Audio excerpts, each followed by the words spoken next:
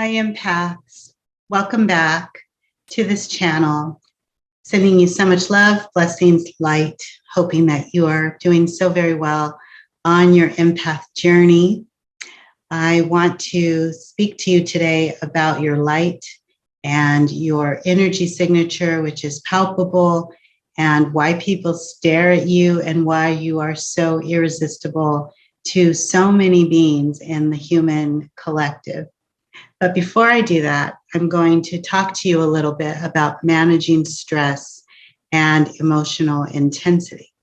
There are many, many ways that we can do this, and this channel serves to provide a lot of tips and lessons that may assist you on your empath journey. I want to talk about some practical ways that we can manage stress, and then we'll look at the energetic clearing way to manage stress. So I'm a clinician, and within the clinical field, a lot of the times we will implement activities or exercises or projects, creative things that help people to be able to tolerate stress better. And one of the things that we often do, I've managed a psychiatric treatment facility at one point in my life for women with psychiatric disorders. And one of the things that we did there was we made what are called distress tolerance kits. And I have to thank Dr. Laura, who is a high conscious psychiatrist on the East Coast, for introducing distress tolerance kits to me. Distress tolerance is an idea that was presented to the clinical community by Marsha Linehan, who developed the dialectical behavioral therapy strategy, technique, theory. It's been an amazing way to treat people with various personality disorders and mood disorders. But overall, DBT is very helpful for self-regulation, whether you have a mood disorder, personality disorder, or you're just a person who experiences stress. I use DBT for my own self just to remain self-regulated because it incorporates mindfulness and self-regulation and distress tolerance and excellent communication strategies so that you can just be anchored and grounded in this life and interact with others in a way that's really stellar instead of becoming, wigging out all the time when things go wrong. So distress tolerance kits, what are they? They can be anything. They can be a box. And so I brought several things with me to show you. You can use a cardboard box. You can use a shoe box.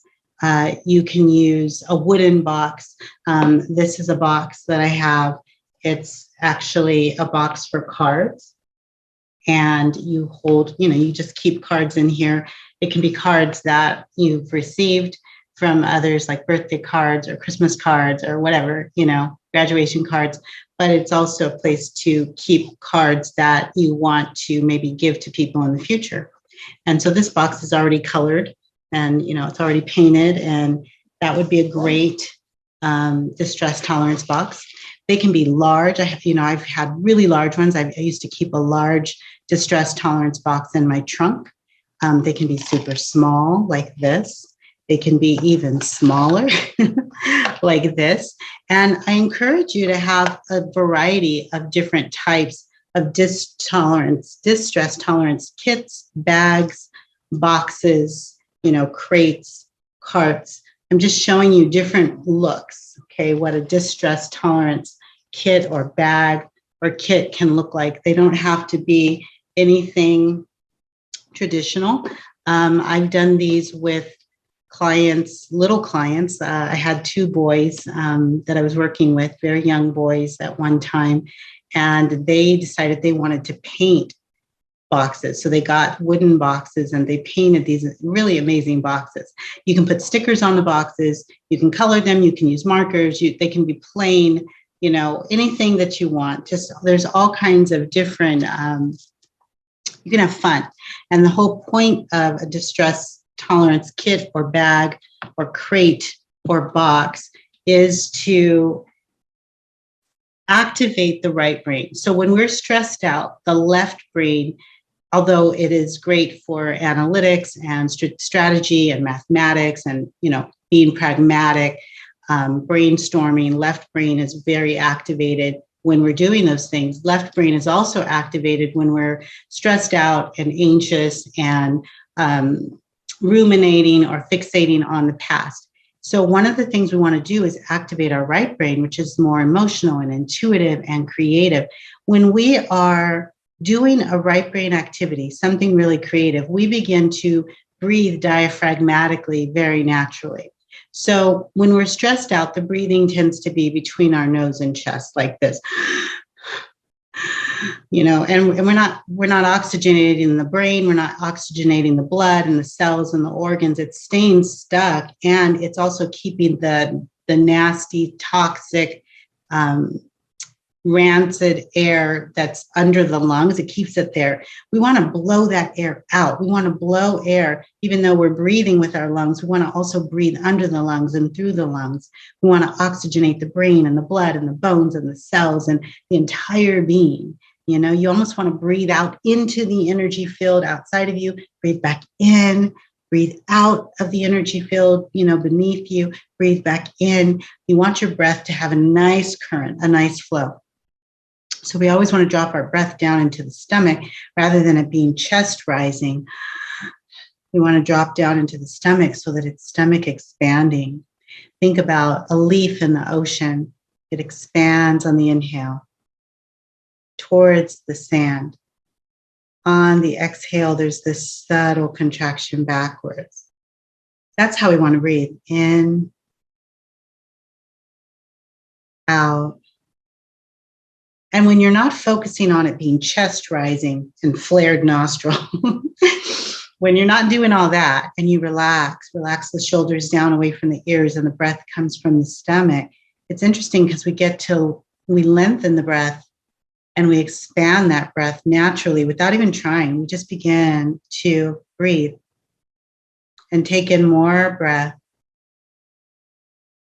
and release more of what's no longer needed. It's natural. Okay. When your right brain is activated and you're doing something creative, you tend to naturally breathe this way. You don't realize it. You're playing piano, you're painting, you're coloring, you're dancing, you're choreographing something, you're stitching or knitting or crocheting, or you're baking, you're gardening, you're doing something with your hands, something that is stimulating to the right brain, and you are bringing emotion into it and intuition and sensitivity and all your senses. You don't even realize it. And you're breathing normally with each stroke of the paintbrush, or as you're coloring, or as you're writing, or as you're dancing, as you're flowing. Even if you're dancing really fast and your heart is beating really fast, there's a rhythm. And when you're in that rhythm, your right brain is fully activated and you are breathing diaphragmatically. And if you're breathing diaphragmatically, you are oxygenating your brain and your blood and your bones and your cells and your organs, and you're syncing the right and left brain hemispheres, and your brain and your body are in sync, and the nervous system is calm, and there's a groove. You know what I mean? There's a physical, mental, emotional, spiritual, energetic groove. There's symbiosis. There's harmony. There's integration. And this is what helps us stay self-regulated. We truly are mind, body, spirit, and energy. So back to distress tolerance kits. I've shown you several different things that could be distress tolerance kits. Now, they're great for all ages. Like I said, we did this with women in a psychiatric facility that ranged from 18 years old to 17 years old to 80 or 90 years old. However, these are great for kids. If you work with little empaths, if you teach little empaths, or you're around little empaths, these are wonderful, a fun way to teach them how to self-regulate their emotions, especially since we know as little empaths, we are absorbing so much energy, intensity around us, right? So again, they can be jars, boxes, bags, crates, shoebox, cardboard box, anything like that. You can decorate them with paint, color, stickers, gift wrap, wallpaper, whatever. Now, what do we want to put in them? We want to incorporate the 5 senses. So we want sight, sound, taste, smell, right? All of those types of things need to be in your box, and of course, touch. We want to add color, imagination, and creativity. And you can have more than one. So when I was first starting off, I would have a little bag like this. This has my, this is raw red jasper in here. It's a pendulum. And when I first started off, I kept a little tiny bag like this in my purse because at the time I was, I don't know, if you live in LA, you know how traffic in LA is crazy. And I was at this time commuting from the South Bay, which is, you know, near like Redondo Beach, Torrance, Manhattan Beach, Palos Verdes area, all the way to Monrovia, California, which is in the San Gabriel Valley. Long commutes, having to deal with like the 110 freeway, 91 freeway, 405. Anybody who's ever been to LA, you know, those are like crazy nightmare freeways. Anyway, I had a bag like this in my purse. And when the traffic was just crazy, we're talking about like 2 to 2.5 hour drives to and from work. I would reach my hand in my purse and I would just grab the bag. I couldn't look at the bag or pull anything out of the bag because I was driving, but just reaching my hand in my purse and holding this bag that had items in it that represented an ability to tolerate stress really would just calm my nervous system. Just knowing it was in my purse and being able to reach in there and hold on to it was great.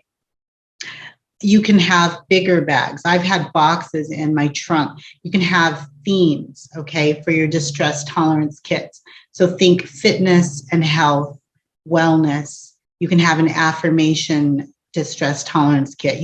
Can have one just for grief and recovery. Maybe you're going through grief and you are finding yourself overwhelmed with pain and suffering. You can have one specifically for grief and loss.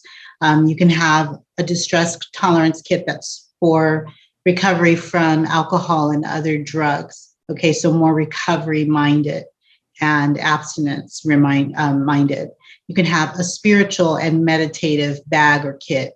You can have sports related or, old pictures, photos, anything that memorabilia, things from the past that are positive, not negative, but things from the past that make you feel uplifted and inspired and encouraged can be in your kit.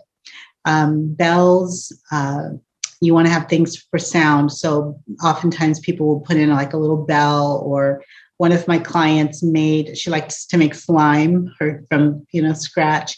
And she brought in all these different slimes that she put in all these different distress tolerance kits. And they were all different colors with different things. Some of them were glittery. Some of them were glow in the dark. She had this white slime that was very, very white, but it had these crystal poppy things in it. So whenever she would pull the slime, she brought it into my office because she wanted to show and tell. And it would pop every single time. I don't know. When I was a kid, there were these candies called Pop Rocks, or bubble wrap, how it makes those pops. It was like that. It would pop, pop, pop, pop. And she liked that. It was soothing to her. You can think of flowers, dried flowers, or scratch and sniff kinds of things. You can put a tea bag in your distress kit or a water bottle. You can have uplifting poems and paintings and arts and crafts, things that you've done in the past. Any, thing that is important to you. I have a candle here. It's really, really pretty. It's got like little crystal looking things in it. It smells really, really good. And it says energy cleansing candle. So that's something that you could put in there. I have an angelite quartz crystal. That's something that could be put in your kit. I have essential oils. Like I said, you want to cover all the senses, right? I have lots of incense. It smells good. So we're covering smell, we're covering sight, we're covering sound. I have a drum. Okay, it's a little drum, but you can put a drum in your box. These are just designed to help you alleviate stress, and in the moment of stress, change the energy, shift the energy, give yourself something to focus on other than the incredible stress that you're feeling. You can have a mystery box or a playful box. and have fun. Your boxes don't have to be all serious. Just because we're trying to calm stress, they can be playful, they can be light, they can be serious, they can be energizing, they can be activating. You can have a healthy food distress tolerance kit if you're trying to lose weight or tone up your body and you tend to eat a lot of sweets or carbs. You can have a box that has a lot of healthy things in it, maybe like dried fruit or nuts, seeds, things that aren't going to mess you up, things that are going to be good for you, a bottle of water, right? Those types of things.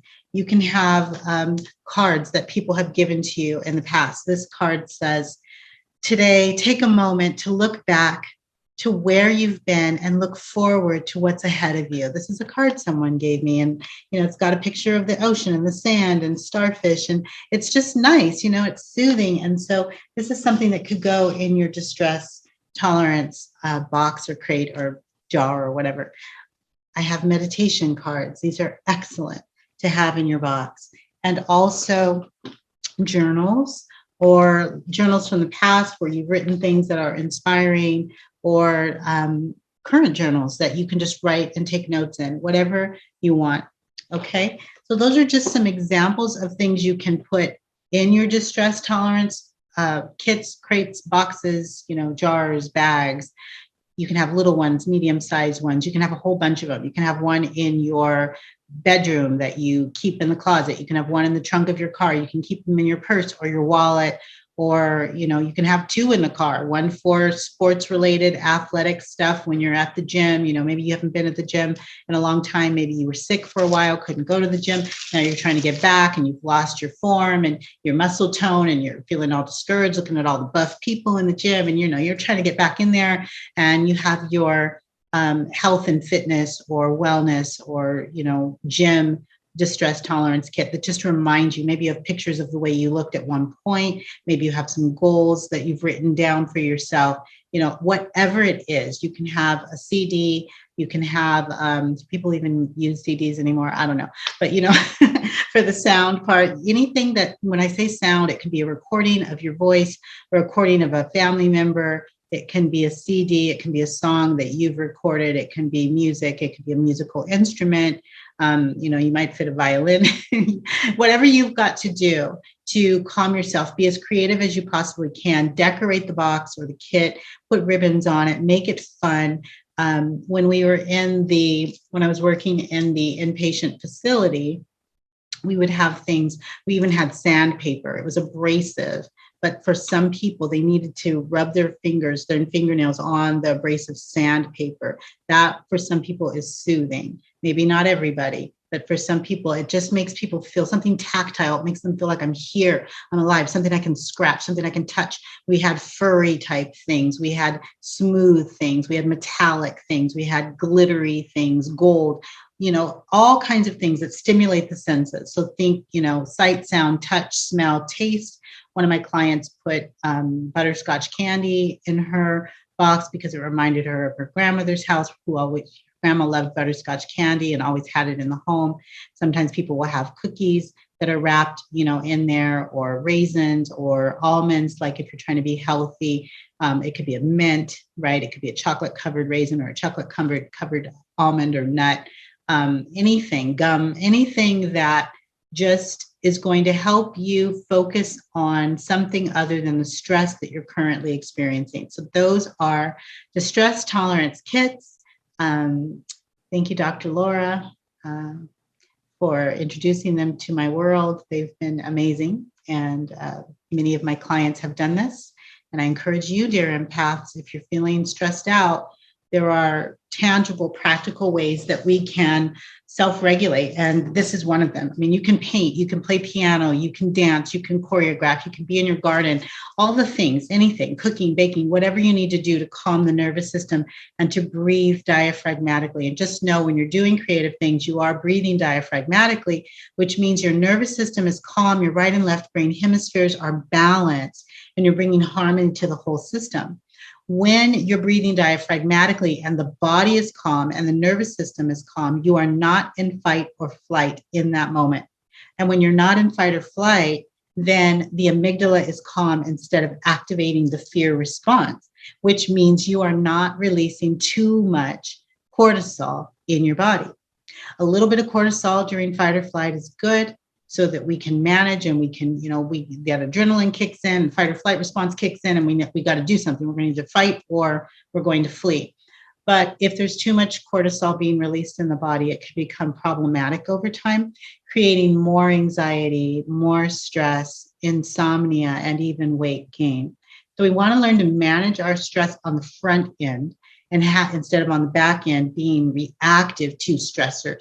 We want to already have things in place, mechanisms in place that keep us self-regulated, and having distress tolerance kits, taking the time to creatively make a kit that you may use or defer to in the future during times of stress is so self-regulating. Your brain takes that in as you being proactive and honoring your self-care and loving yourself and loving yourself more and wanting to be more than the stress and more than the dysregulation, planning ahead, preparing. It's like meal prep. When you do meal prep at the beginning of the week and you make healthy choices with your meals so that you don't have to go eat fast food or at the last minute be starving and then go eat something or spend money you didn't really want to spend because you're so hungry and you didn't plan, because you did meal prep, the body, the brain integrates that as you are a winner, you are badass. You know what I'm saying? You are a turbo warrior. You take care of yourself. You honor yourself. You love yourself. You think ahead. You strategize. You plan. You make good decisions. And when you integrate that in one area, such as meal prep, the way the brain operates is it applies that tenacity and that resilience and that strength to every other area of your life. So when you go to the gym, the brain remembers you're badass. You're strong. You're resilient. And even though you may feel on some level like, oh man, I'm just getting back in. This is hard. I can't lift this weight. It's hard. But you know what? The brain knows. No. You did meal prep. You made a distress tolerance kit before you were stressed out. You're prepared. You got this. You can do this. Okay. So many wonderful tricks, in our human experience. Although we're having a human experience that can be very hard, there are human things we can do to manage the stress, and distress tolerance is one of them. So that was a human management tip. Now I want to talk about energetic management of stress. So when you're experiencing stress, let's say you're experiencing anger, sadness, discouragement, sorrow or frustration or any of the emotional things, right? The human things that show up in our experience. What do we do to manage it energetically and clear the energy? I want to invite you to consider bringing your emotions into a sacred circle.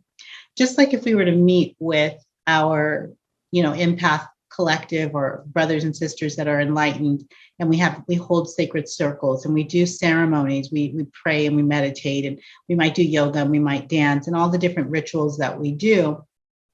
I'd like to encourage you to create a sacred circle between you and your higher self and all of your beautiful guides, your ancestors, your angels, those ascended masters and teachers, maybe a spirit animal, a power animal, depending on your culture and your traditions, your indigenous heritage, or whatever it is you endorse, whoever you pray to, Buddha, Jesus, whoever you connect with. Invite your higher self and those divine beings that love you unconditionally and have only your highest good as their pure heart intention to be present. So you bring in your whole spiritual team, okay, your higher guidance and all of your ancestors, angels, etc. And then you invite the emotions of sorrow or sadness or anger or whatever it is, fear, depression. You invite those emotions into the sacred circle. So instead of us running away from emotions and acting like they're just this horrible thing, let's bring them in and let's allow them to sit in the sacred circle with us, with our human self, with our higher self, and with our guidance.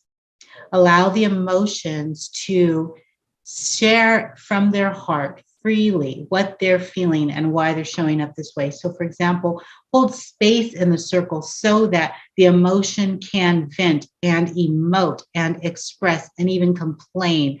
Let sadness have the floor. Let anger speak up and take the mic. Give sorrow a space to express itself within the sacredness of your circle. Now, of course, you're going to meditate first. You're going to pray. You're going to make a sacred space. You might sage and have incense and candles and crystals around. You're going to keep everything very, very sacred, right? You might even take your selenite crystals that you have in your distress tolerance kit, and you might wand yourself first. And this, just to clear the space, just to keep yourself clean before you bring anger and stress and whatever it is into the sacred circle.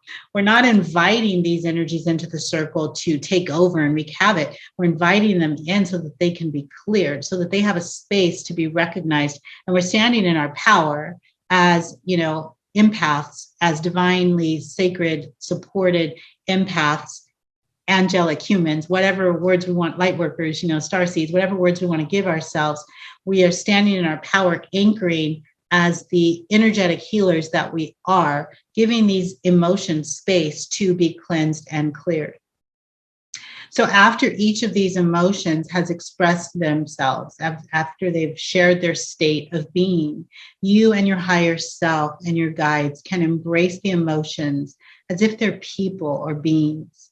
We hug them and we can comfort them and let them know that everything is going to be okay. So I want to give you an example so you know what this looks like. I have a client, and she was working on her business, and she was really hitting some walls, and she was, really feeling frustrated about some things that weren't panning out the way that she wanted them to pan out. And so in the middle of her workday, she decided she was going to just go and meditate. She's in sales, and she decided to go into a deep meditation, and she found herself in a beautiful sacred circle, such as what I'm sharing with you. In the sacred circle, she was surrounded by her spiritual protectors, her guides, her guardians, and she just was enjoying their presence. And she was asking them to assist her in this work, in her sales work. And, she was just saying, I'm feeling uncomfortable. I'm nervous about being able to meet my deadlines and to, meet my needs financially. And I'm wondering what I can do. Can you guys guide me and show me what I need to do in order to just stay focused and not give up and not lose hope? And in that space, a calm came into the circle in her meditation. She felt really good. She was breathing diaphragmatically. Her nervous system was calm, and she felt very supported and guided. She felt her higher self was there, engaged with her, and her angels and her ancestors were present. And she said in the middle of the meditation, she was in this sacred circle, like in a room, and all of a sudden the door opened, and it was almost like there were people outside yelling or, chanting, maybe like a protest or something was going on. And a being, an energy came into the room, busted into the door, opened the door, and was looking all disheveled. And it was fear. Fear bust into the sacred circle and was just looking all crazy and out of breath and panting, and, fear. Excuse my theatrics and dramatics. I'm dramatic. So fear came in looking all anxious and scared. And my client and the members of her spiritual guidance team asked fear to come in, brother. Come sit down. What's wrong? Let me get you some water. Okay? Here's a fan. What's going on? And they asked fear to just, share.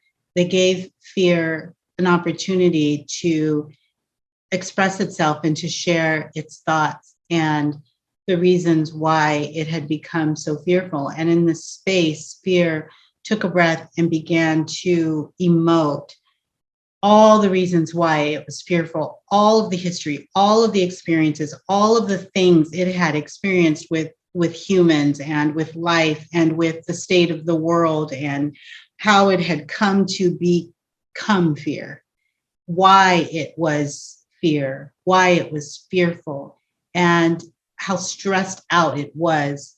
Outside of this sacred circle, everything was scary and uncomfortable, and there was a lot of unknown things and a lot of difficult things. And so fear expressed and really described what was going on in the outside world, and that it needed respite. It just needed rest and comfort and healing.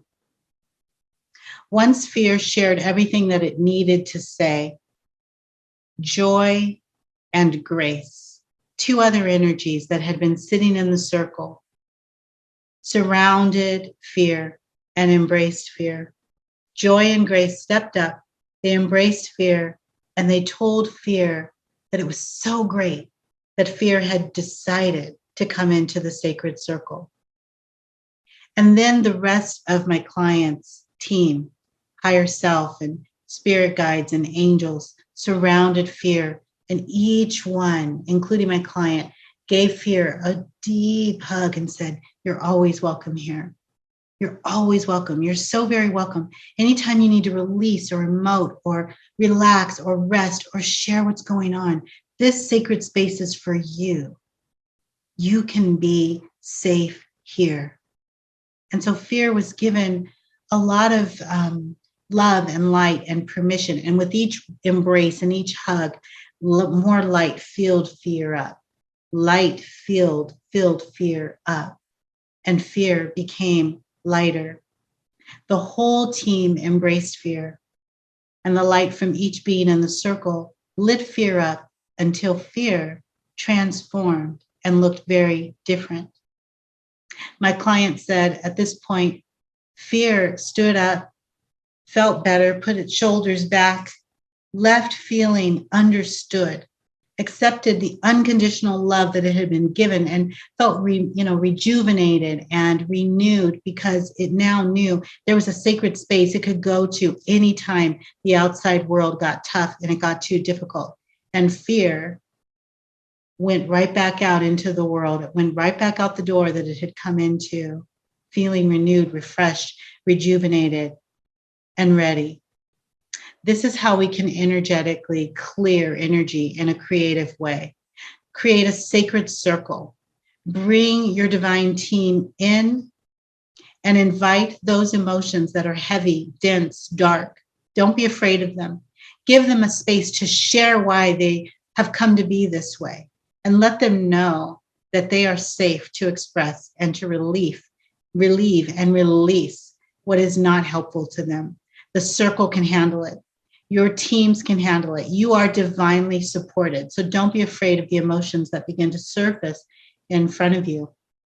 So obviously, this type of meditation involves visual imagery, and it incorporates your spiritual mastery to overcome emotional obstacles and emotional intensity, emotional distress, and emotional overwhelm.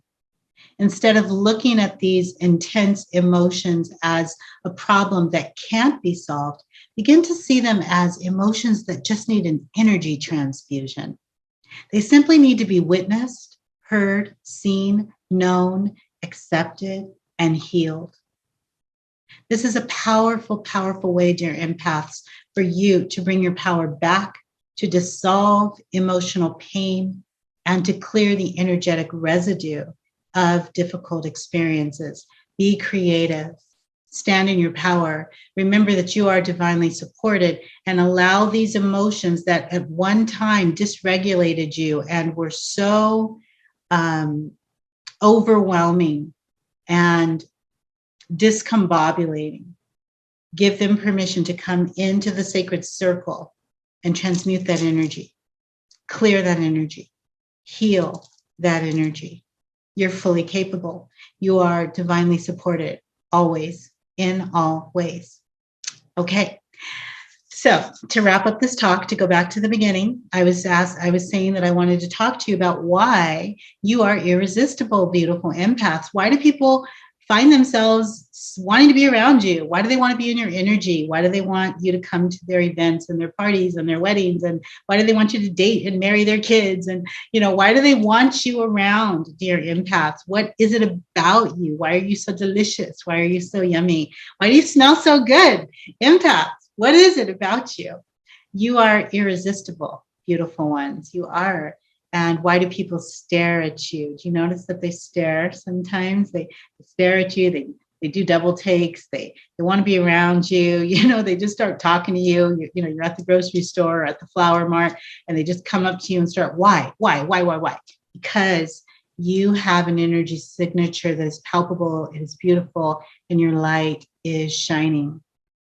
Sometimes, beautiful empaths, You may be minding your own business. You might be a total introvert and not even really interested in talking to anybody. You might just be kind of in your own energy.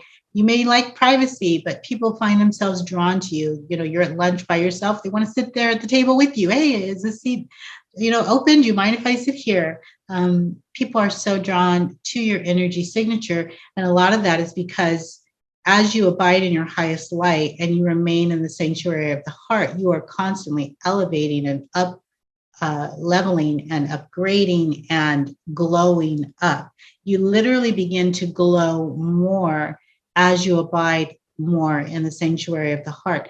And that beautiful glow shines like a beacon of light, and people are able to witness you. They may not know what they're witnessing, but they want to be near you and experience your essence because you're shining very brightly, and it's very beautiful. Okay, your aura is very beautiful. Your scent is very beautiful. Your tone, your sound, even in your silence, your energy signature is love and light, and people love it. So why do they stare at you? Why are you so irresistible? Because when they see you shining, they are witnessing you. And in witnessing you, they may or may not realize this. They probably don't realize this. In witnessing you, it creates an opening. So by being in your energy, watching you, looking at you, seeing how you move, feeling your energy, an opening or a portal, if you will, begins to emerge. And in this opening, there's this exchange of beautiful energy. It's very, very lovely. Okay. It's very, very palpable. This opening plants seeds for healing and awakening and an upgrading in the consciousness of the person that's staring at you. It's done at the conscious and subconscious level. And at the moment that these individuals are witnessing you, feeling your energy, staring at you, talking to you, feeling you, they are witnessing their higher self.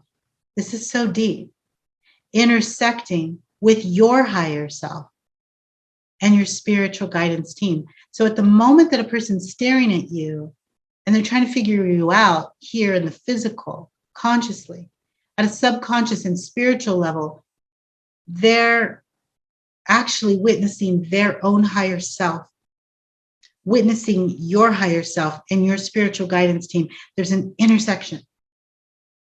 There's an energetic exchange. It's palpable.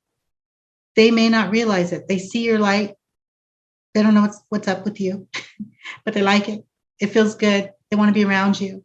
And their higher self is integrating something from your higher self that either now or at a later time may become activated in them that will cause an incredible spiritual awakening or healing or up-leveling or higher level of consciousness. So dear empaths, when people want to be around you and be in your light and talk to you and spend time with you, even if you're the most introverted empath, just understand something very palpable and powerful and beautiful and dynamic is happening in those moments that you're allowing your energy to be witnessed and shared.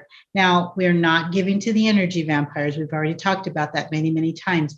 You're only using the energy gifted to you from spirit as your service work, as your soul work, and we can freely share that at any given moment with anyone. So dear empaths, as we close, I invite you to take a nice deep breath. Inhale, exhale, and if you choose, if it resonates with you, you can repeat this declaration with me. This is my temple. I am the master and the keeper of the gate. I know that I am a person of value, and I am willing to share my value with others. Take a nice deep breath.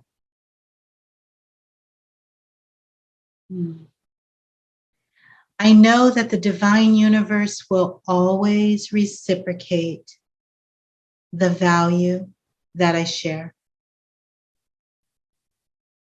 I am the light of my soul, and I know This makes me super attractive.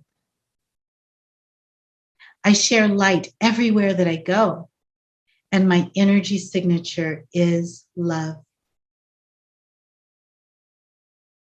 I agree to share my light with those who are aligned with my frequency and when it serves the highest good.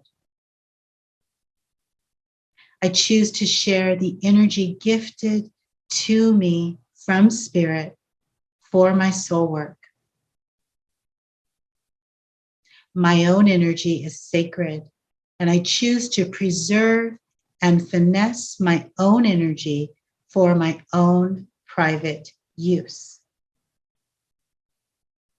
However, I gladly share the energy of Spirit gifted to me to share with others.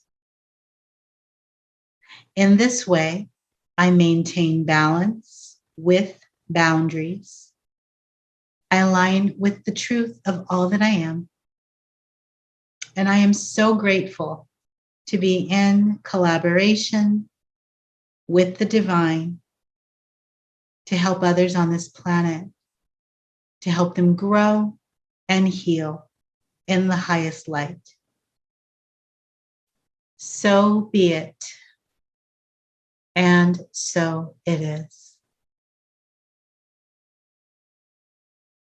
All right, dear beautiful empaths, I hope that this empath tip lesson, video is helpful for you in terms of managing your stress in a practical way with distress tolerance kits, managing your stress with energetic clearing in sacred circles, and also just knowing, why are people so drawn to you? Why are you so irresistible? What is it about your energy signature that's so lovely and draws people in? Why is that?